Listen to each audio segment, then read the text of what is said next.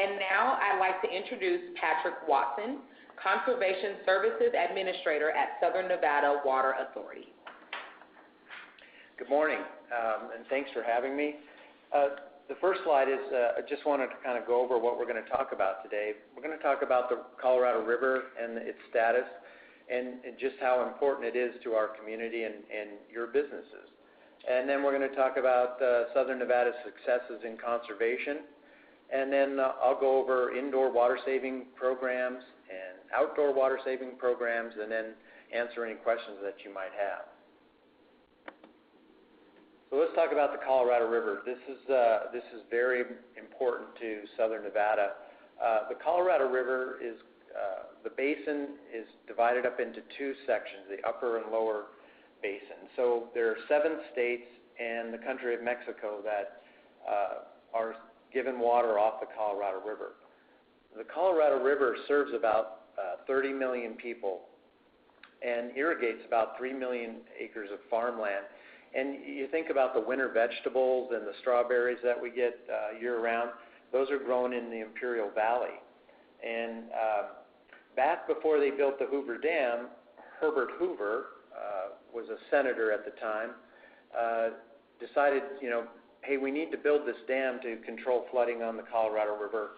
And so they sent some hydrologists out to measure the flow of the river. And when they measured that flow at that time, the river was flowing pretty heavy, and there were constant floods on the river. So you can imagine their numbers were off. So, for example, when they allocated the river out to the different states, they over-allocated it by about 15 to 20%. And then we have influences of climate on the river now.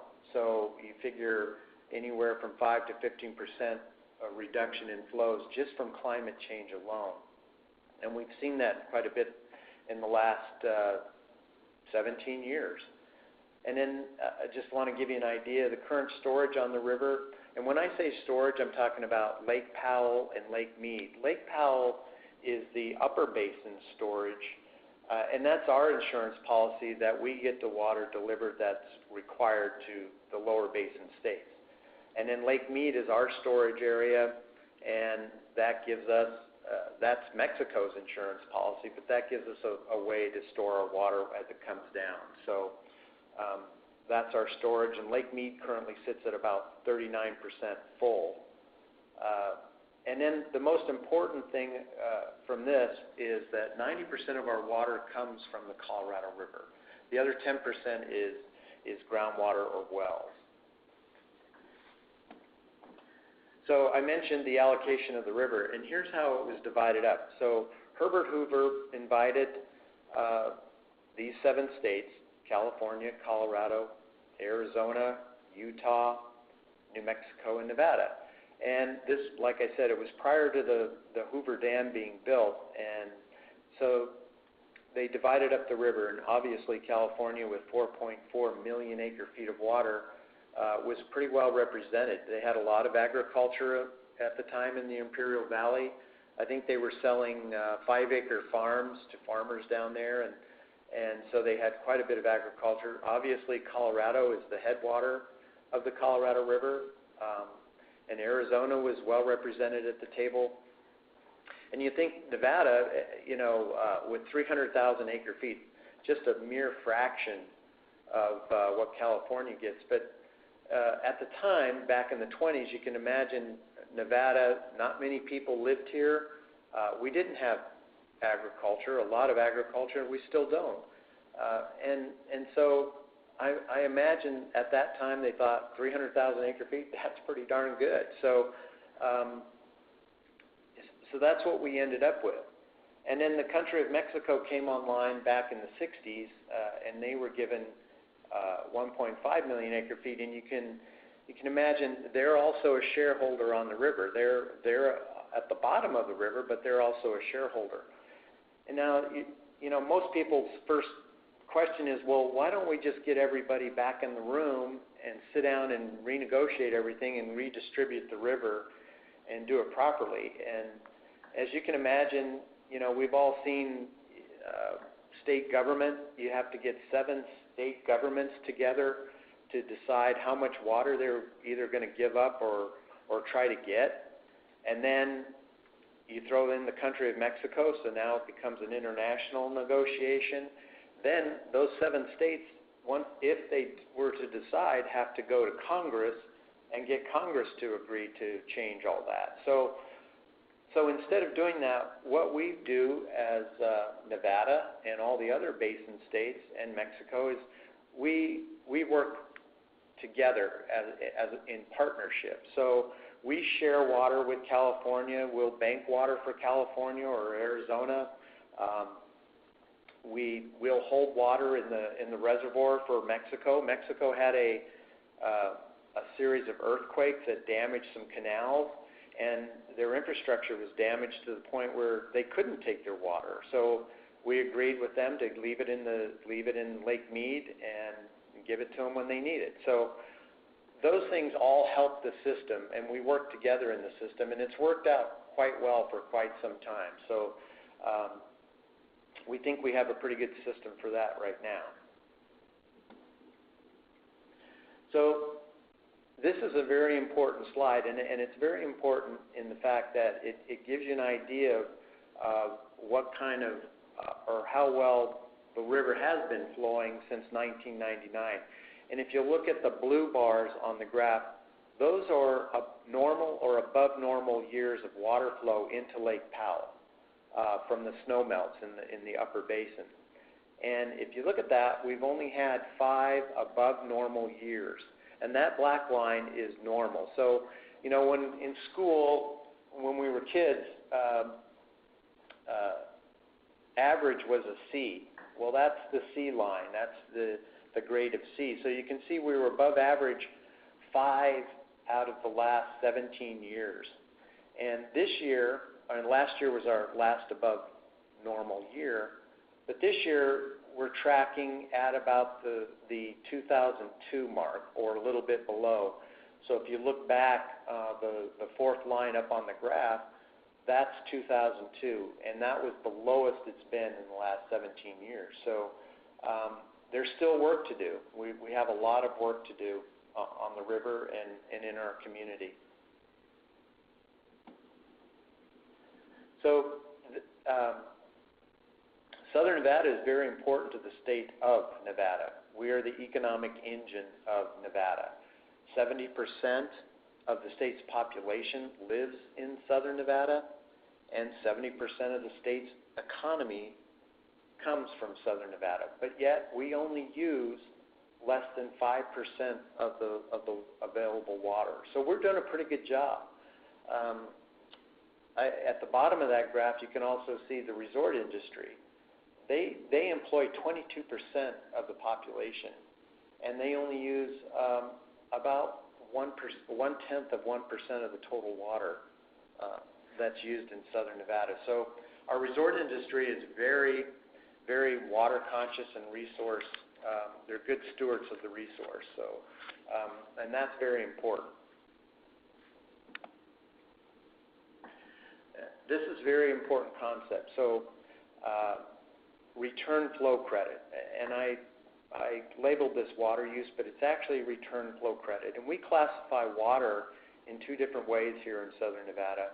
One is consumptive use, so water that's used outdoors or in a cooling tower drift is consumed. It's lost to the system. We can't get that back.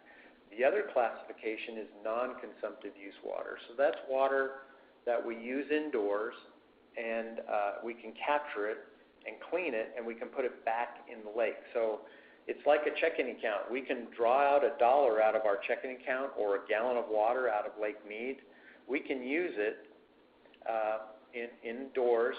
If it hits a drain, we clean it, we put it back in the lake, we put it back in our checking account, and we can draw it back out again. And that extends our resource. And I mentioned we're allocated 300,000 acre-feet of water every year. We actually use about 526,000 acre-feet of water, and that's because of return flow credit. And that gives us a lot of flexibility in how we use our water. And we still don't use all of our allocation, so that's a good thing. But that's why outdoor water use is important to us and conserving it, and you'll see that in a moment. So this is a good slide, and it kind of lets you know how water's used, and you can see that residential, both single-family and multifamily, are the largest users of water here in southern Nevada. Commercial businesses, resorts and golf courses, resorts use about 7.9 and golf courses 6.3 of the total water. It's important to remember golf courses as a business, water is their second largest expense next to human resources. Golf courses here in southern Nevada have recognized the fact that, if there's turf on the golf course that our players are not playing on, it's not functional. We don't want to spend the money to maintain it. So they've taken out 900 acres of turf off southern Nevada golf courses. That's enough to build 9 golf courses, 9 championship golf courses. And now they're pretty much left with strictly functional turf. And that's a good thing. And instead of spending money on expense where nobody plays, they're spending it on where people play, and it helps their business. Resorts, and I mentioned earlier, resorts only use 1/10 of 1%. They take 7.9% of the water, but if you think about a large resort or a hotel, most of that water is used indoors in showering and bathing and drinking, and we capture it and we can clean it and we reuse it again. So resorts as a whole consume about 3% of the water as a whole. So that's a very good thing. And again, if you think about those things, they want to reduce their expenses. Obviously, water is an expense. So if anything used outdoors, less than 2% of the total resort property is landscaping and pools. So they're very water conscious, and like I said earlier, they're very good stewards of the resource. So indoor water savings, and these are some things you can do through your business, and they're really simple. And we can't manage what we don't know we have. So it's a good idea to conduct a self-assessment and walk through your property and understand where are you using the water, how much is used indoors and how much is used outdoors, and then develop kind of a water management plan. The EPA has a program, it's a WaterSense program, and they have a planning guide. And I have a slide at the end that shows resources, and you can go to the EPA WaterSense and download that planning guide, and it'll help you do those walkthroughs and learn how to manage your water in your business. And then you can check for leaks. For example, a toilet flapper leaking, and we've all had this in our homes, can lose about over 21,000 gallons a month. And that's a lot of water. And it's a lot of money literally going down the drain. And then you can install water-efficient fixtures and technologies, and we have a program for that I'll get to later. So outdoor water savings, and like I said earlier, this is the important part because this is consumptive use water. This is water that's lost to our system. Is make sure your irrigation system is working properly, or have your landscaper at least go through it at least once a year, if not twice a year, to make sure it's functioning properly or all the sprinkler heads are operating the way they should. Identify your watering group. Everybody's in a watering group, even businesses. We don't have watering on Sundays anymore, so make sure your landscaper isn't watering on Sundays. This will save you water and money, actually. So and just make sure you're watering on the proper days. Smart controller technologies have advanced. We have controller technologies that are phone app based. So they'll give you a notice. They can tell you if you're watering, or if it rains, they're going to shut your clock off, and you can get a notice on your phone. And obviously, replacing turf with drought-tolerant plants and trees, really helps the community, and it'll help your business as well. I mentioned golf courses earlier. Golf courses make their money on turf, but they decided to take that turf out where people aren't playing. So if you're paying for just maintenance, Water Smart Landscaping can offer a lot of color and texture and movement and be very attractive for your business. And then water harvesting techniques are also a good idea. So if you're going to change your landscape, you can build swells into the landscape or little impressions that will catch rainwater when we do get it and help water those trees and reduce the amount of water that you use on your property. So those are just some of the things we can do outdoors. And like I said, outdoor watering is consumptive use, and that's the most important. So here's some ways that we can help you, or Southern Nevada Water Authority can help you. I mentioned indoor watering and water efficient technologies, and so we have a program, and there's two parts to that program.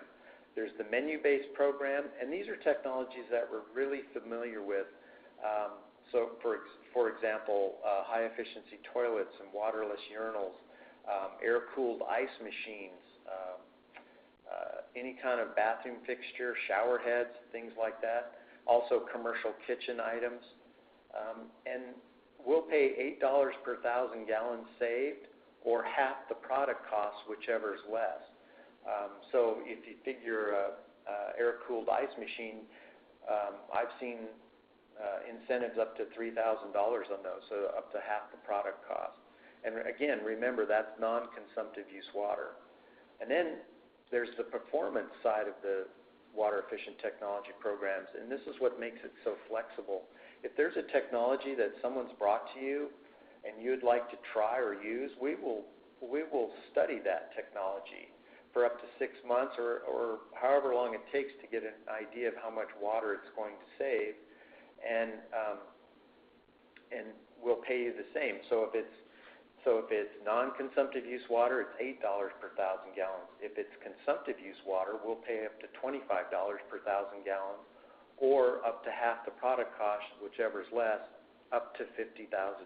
So that can really help with the return on investment on some of these technologies that you want to bring in. And then, we have our Water Smart Landscapes program, which is our flagship program, and it's one of the best in the country. And we'll pay $2 per square foot for the first 5,000 square feet, or $1 up, and then $1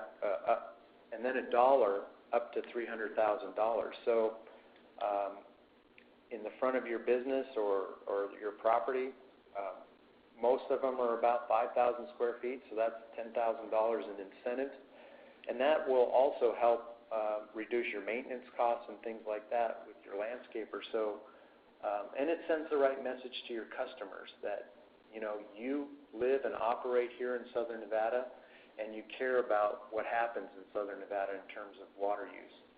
So, these are two great programs, and they're running strong, and they're always well funded. So, let us know if you're interested. And I wanted to mention some of the successes that we've had in conservation. So while the population of Southern Nevada has gone up 41%, our per capita water use has gone down 38%. And our consumption of Colorado River water has gone down 28%. And that's huge. We look at other western states, and they're struggling right now. And Southern Nevada has really developed a water conservation ethic, and that's a good thing. That's a good thing for all of us. But that's not to say there isn't work to be done. Like I said, we're in the midst of a pretty bad water year, and inflows into Lake Powell are not looking good. So we need to really make sure that ethic stays strong and we step up and do our parts. So, but we're really happy with the results that we've seen up to this point. And I mentioned resources. So Summer Ortiz is our commercial coordinator, and this is her email and phone number, and she'd be happy to work with you. She can walk you through all these programs, describe them. She can come out and meet with you and your owners or your your business owners, anybody that you need to, if you have a board or anything like that. Then I mentioned EPA WaterSense. This is the website to do the commercial water assessment of your property, and I would recommend this. It's a really simple, easy device, and EPA has made this really easy to use. It's intuitive, and obviously, if you need some help, Summer can come out and help you do that as well. And then Impact Nevada, I put this in here. It's also a good resource for looking at different things, looking at water and different programs to help you and your business thrive. And then obviously Southern Nevada Water Authority, this is our website for business rebates. You can look up WET and the water efficient technology and the Water Smart Landscapes program. And obviously I'm not always going to go back to Summer because she's the subject matter expert in these areas. And then we also have a water conservation coalition, and I put my contact information there. This is a coalition of local businesses that help spread the word on water conservation to local businesses. So this is important, and if you would like to be a member, give me a call or send me an email, and we'll get that moving forward. And this is important, and I think conservation increases our community's economic potential and vitality. And like I said, we have a great conservation ethic, but there's work to be done. So conservation also positions the Las Vegas Valley not only as a community of the future, but a community with a future. And that's important. You know, when investors come to Southern Nevada looking to invest or buy businesses or create businesses, they look at resources and other things, and if they see that community ethic that is strong, they'll have a high level of confidence that they're investing in the right places. So if there's any questions, I'd be happy to answer any questions. Thank you. At this time, if you have questions and you are tuning in on the web, please type it in the bottom left corner of your screen using the participation feedback feature, or if you are on the phone, you can press *7 to unmute your line.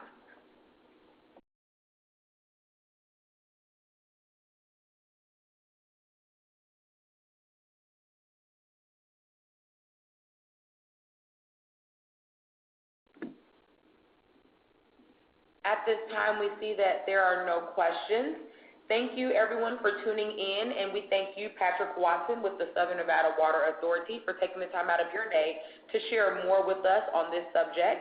Next week, we will be discussing how to manage your brand's reputation online with 5-star economy. Have a great weekend.